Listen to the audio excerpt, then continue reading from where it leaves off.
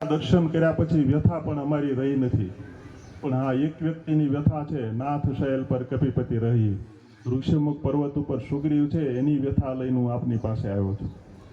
એટલે હનુમાનજી મહારાજ છે એ જીવની વ્યથા સાંભળી અને ભગવાન પાસે એ વ્યથાને દૂર કરાવે છે. જ્યારે ભગવાન મળે અને પરિચય પૂછે ત્યારે જીવની વ્યથા એમની પાસે ઠાલવે છે અને પાછા કોઈ પણ જીવ પાસે જઈ અને એ ભગવાનની કથા સંભળાવી અને એની વ્યથા દૂર કરે છે. આ છે હનુમાનજી મહારાજ. હનુમાનજી મહારાજ છે રામકાજમાં વ્યસ્ત હોય છે અને આપણે સૌ કામકાજમાં વ્યસ્ત હોય છે. એટલે રામકાજ માટે હનુમાનજી મહારાજ કાયમના માટે તત્પર રહેતા હોય છે, પણ જરા પણ અભિમાન નથી. કોઈકે પૂછ્યું કે આપ તો સરળ રીતે લંકા પહોંચી ગયા આટલો મોટો સમુદ્ર પાર કરીને. એમણે કહ્યું કે નહીં, એ તો આ ભગવાને છે ને મુદ્રિકા આપી હતી ને એના પ્રતાપે હું કરી ગયો. પ્રભુ મુદ્રિકા મેલી મુખમય જળધી લાંગી ગઈ અચરજનાય. તો કે એ તો ઠીક છે, ત્યાં પહોંચી જ ગયા, પણ મુદ્રિકા તો સીતાજીને આપી દીધી હતી. તો વળતા શું થયું? તો કે ના, વળતા ચૂડામણી આપી સીતાજી અને એના આધારે આવી ગયો. એટલે પોતાનું અભિમાન એ રાખતા નથી. અશોક વાટિકામાં જઈ અને જ્યારે ભગવાનની કથા સંભળાવે છે વૃક્ષ ઉપર બેઠા બેઠા, ત્યારે સીતાજી કહે છે કે ઓહ સરસ કથા, સુંદર છે. એટલે હનુમાનજી કહે છે કથા સુંદર છે, સંભળાવવા વાળો તો બિલકુલ બંદર છે. એટલે સીતાજી કહે છે કે નહીં, જે ભગવાન નચાવે એમ નાચે ને એ બંદર પણ સુંદર છે. અને એટલે જ જે કાંડની અંદર હનુમાનજી મહારાજનું વર્ણન છે એનું નામ બંદરકાંડ નહીં પણ સુંદરકાંડ રાખવામાં આવ્યું છે. આવું છે હનુમાનજી મહારાજનું પ્રભાવશાળી વ્યક્તિત્વ. એટલે હર હંમેશ ભગવાન ઉપર ભરોસો રાખીને જીવન જીવીએ તો ભગવાન આપણને સારું પરિણામ આપતા હોય છે. એક પ્રસંગ યાદ આવે છે કે મા અને એનો નાનો દીકરો બાળક દુકાને જાય છે. નાના બાળકને જોઈને વેપારી કહે છે કે બેટા આ ડબલામાં ચોકલેટ છે ને તું લઈ લે. એટલે પેલું બાળક ના પાડે છે. બધી વસ્તુઓ ખરીદાઈ જાય છે. મા દીકરો બે પોતાના ઘર બાજુ રવાના થાય છે. ત્યાં વેપારી નાના બાળકને હાથ કરે છે કે હાલે હાલે બેટા ચોકલેટ લેતો જા. નાનું બાળક ચોકલેટ લઈ લે છે. પછી રસ્તામાં એની મા પૂછે છે કેમ બેટા, પહેલાં તે ના પાડીને પછી ચોકલેટ લઈ લીધી? એટલે બાળકે સરસ જવાબ આપ્યો કે માં, મારા હાથ તો નાના છે, હું હાથે ચોકલેટ લઉં ને તો એક બે ચોકલેટ જ હાથમાં આવે, પણ વેપારીએ જ્યારે મને ચોકલેટ આપી ત્યારે મારો આખો ખોબો ભરાઈ ગયો. એટલે જ્યારે ભગવાન આપે છે ત્યારે ખોબો ભરીને અઢળક આપે છે. એટલે જ કહેવાયું છે કે અધીરો છે ઈશ્વર તને બધું આપવા માટે, પણ તું ઊભો છે ચમચી લઈને દરિયો માગવા માટે. એટલે ભગવાન આપે છે ત્યારે અઢળક આપે છે, પણ સાચો સગો તો ભગવાન જ હંમેશના માટેનો છે. એટલે એક બીજો પ્રસંગ યાદ આવે છે કે રેલવેની મુસાફરીમાં ડબ્બામાં એક ટિકિટ ચેકર ટિકિટો ચેકિંગ કરવા માટે ચડ્યા. એમને એક નાનું એવું પર્સ ડબ્બામાંથી ચડ્યું. એટલે બધા પેસેન્જરોને બતાવે છે કે આ કોઈનું ખોવાય છે. એટલે એક વયોવૃદ્ધ 80-90 વર્ષના ઉંમરના વડીલ ભાઈ હતા. એમણે કહ્યું કે આ સાહેબ, એ પાકીટ તો મારું છે. તો કે એની સાબિતી શું, આ પાકીટ તમારું છે એમ? તો કે એમાં ભગવાનનો ફોટો છે અને એક 100 રૂપિયાની નોટ છે. તો કે એ તો હવે સામાન્ય છે, બધા પાકીટની અંદર ભગવાનનો ફોટો તો રાખતા જ હોય ને 100 રૂપિયાની નોટે હોય, એથી વિશેષ? એટલે પહેલાં ભાઈએ કીધું કે સાહેબ તમે તમારું કામ ચેકિંગનું છે એ કરી લો, નિરાતે મારી પાસે આવીને બેહો ને તો હું માંડીને વાત કરું. પછી સાહેબે તો એમનું કામ પૂરું કર્યું, બાજુમાં બેઠા.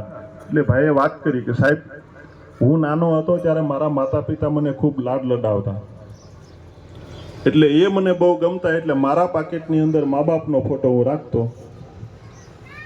સમયાંતરે મારા લગ્ન થયા, ભગવાને મને દીકરો આપ્યો, એ દીકરો મને બહુ ગમતો, એટલે એ પાકીટની અંદર મા બાપનો ફોટો કાઢી અને દીકરાનો ફોટો લગાડ્યો. વર્ષો પછી માતા પિતાનું અવસાન થયું, દીકરાને પરણાવ્યો, દીકરો મારાથી જુદો થઈ ગયો. પછી મને સમજાયું કે આ સંસારની અંદર કાયમના સગા કોઈ છે નહીં, અને કાયમનો સગો તો ભગવાન જ છે. એટલા માટે અમે ભગવાનનો ફોટો રાખ્યો છે. તુલસી ઇસ સંસાર મેં તીન ઠોર વિશ્રામ, સંત સગા કા ગુરુ સગા અંત સગો શ્રી રામ. એટલે ભગવાન છે એ કાયમનો હંમેશના માટેનો સગો છે. એનું સ્મરણ કીર્તન થવું ખૂબ જરૂરી છે, કારણ કે સેવા અને સ્મરણ ખૂબ વિશેષ છે માનવ જાતિ માટે. કારણ કે બીજી 84 લાખ યોની છે, પણ એમાં સેવાને સ્મરણ થઈ શકતા નથી. અને એટલે જ કહેવાયું છે કે કદાચ બેંકમાં મૂકેલા પૈસા ખોટા થાય, જમીનમાં વાવેલું બી નકામું જાય, કે છોડને પાયેલું પાણી નકામું જાય, પણ સત્કાર્યોમાં તમે જે કાંઈ સેવા સંપત્તિ કે શક્તિનો ઉપયોગ કરો છો એ ક્યારેય નિષ્ફળ જતું નથી. ભગવાન અનેક ગણું કરીને આપે છે. એટલે સેવા અને સ્મરણનું ખૂબ મહત્ત્વ છે, કારણ કે સ્મરણથી મન સ્થિર થાય છે, અને મન સ્થિર થવું એ જ ખૂબ જરૂરી છે. કારણ કે વિચાર છે, મન છે, વિચાર પેદા કરવાનું કારખાનું છે. વિચાર છે એ તમને વર્તમાનમાં જીવવા ન દે, કાં ભૂતકાળમાં લઈ જાય કાં ભવિષ્યકાળમાં લઈ જાય. મનની સ્થિરતા માટે વિચાર બંધ થવા ખૂબ જરૂરી છે, પણ એ વિચાર બંધ થાય એવું કંઈક પ્રયત્ન કરવા જરૂરી છે. એટલે જીવન છે એ અમૂલ્ય છે, એ એમના વેડફાઈ ન જાય એ ખૂબ ધ્યાન રાખવાની જરૂર છે. અને એ વ્યસનોની પાછળ પણ ન વેડફાવવું જોઈએ. આ શરીરરૂપી પ્રોપર્ટી છે, મિલકત છે, એ આખા પરિવારની છે. એને આપણે પોતે વ્યક્તિગત બગાડવાનો આપણનો એકનો અધિકાર નથી. એટલે આખા સમાજની, આખા પરિવારની આ પ્રોપર્ટી છે અને એમના બગાડવી ન જોઈએ. અને એને સુધારવા માટે કદાચ 30 દિવસ બગડશે, પણ પાછળના 30 વર્ષ સુધરી જશે. એટલે એ 30 દિવસ બગાડવા ખૂબ જરૂરી છે, કારણ કે પાછળની જિંદગી સુધરી જાય, નહીંતર પછી આખી જિંદગી આપણી બગડી જાય. ઘણી વખત જોઈએ છે કે આપણા ફળિયામાં કોઈક હળી ગયેલું કૂતરું આવ્યું હોય એટલે તરત જ આપણે હોટી લઈને બહાર કાઢી મૂકીએ. એમ વ્યસન રૂપી સડી ગયેલું કૂતરું જ છે, એને આપણે ઘરમાં કે શરીરમાં ન રહેવા દેવાય. આ તો પાછળથી વળગેલું છે. જન્મ થયો ત્યારે ક્યાં કોઈને વ્યસન હતું, આ તો પાછળથી વળગ્યું ને. એટલે વ્યસન છે એ ખૂબ મોટામાં મોટું દૂષણ છે. અને આ દેહ છે એક સેવા કરવા માટેનું, સ્મરણ કરવા માટેનું સાધન છે. અને વ્યસનથી એને બગાડવું જોઈએ નહીં. આમ આપણે કહીએ કે આપણે દેશની સેવા કરીએ, પણ દેહની સેવા ન કોઈ કરી શકે એ દેશની શું સેવા કરવાની? એટલે પહેલું તો પગથિયું એ છે કે આપણે દેહની સેવા કરીએ તો પછી દેશની સેવા કરી શકીએ. બીજું કે શિક્ષણ ખૂબ જરૂરી છે વર્તમાન સમયમાં. સારા સંસ્કાર હશે તો સહન શક્તિ વધશે. વર્તમાન પરિસ્થિતિમાં જ્યાં જોઈએ ત્યાં આપણે જોઈએ કે નાની ઉંમરમાં બધા આત્મહત્યા કરવા માંડ્યા. એની પાછળનું કારણ છે કે સહન શક્તિ ઘટી ગઈ. ધંધામાં ખોટ ગઈ, આત્મહત્યા કરી. પરીક્ષામાં સારા માર્ક ન આવ્યા, આત્મહત્યા કરી. સારું પાત્ર ન મળ્યું, આત્મહત્યા કરી.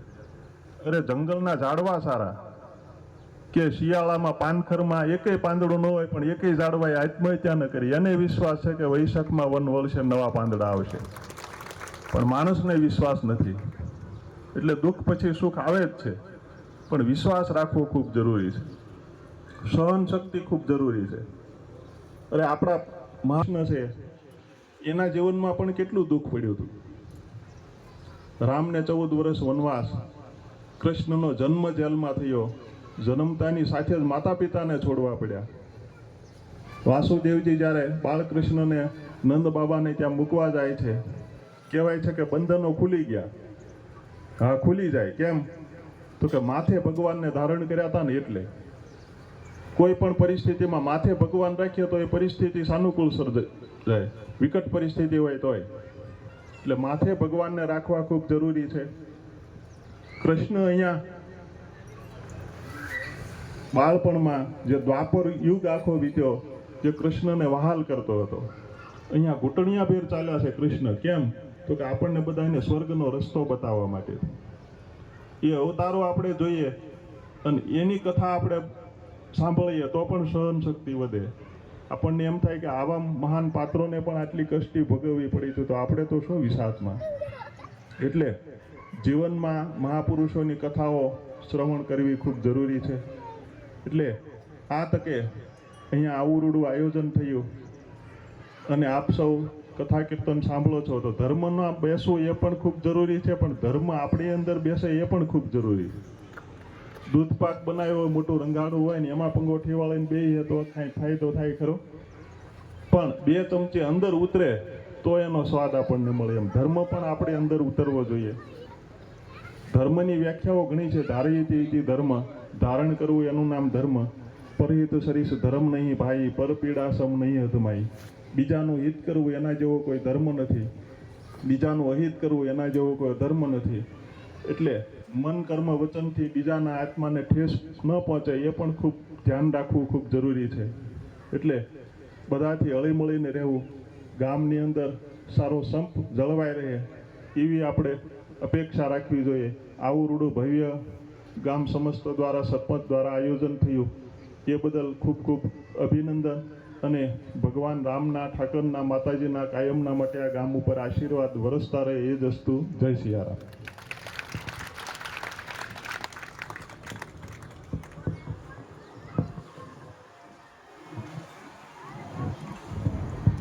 બાપુએ થોડામાં આપણને બધું કહી દીધું. આટલામાં આખી કથા આવી ગઈ. કેમ જીવવું એ અત્યારે ખૂબ જરૂરી છે શીખવું.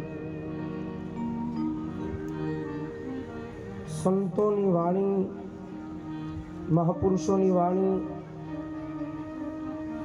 ભગવાનની વાણી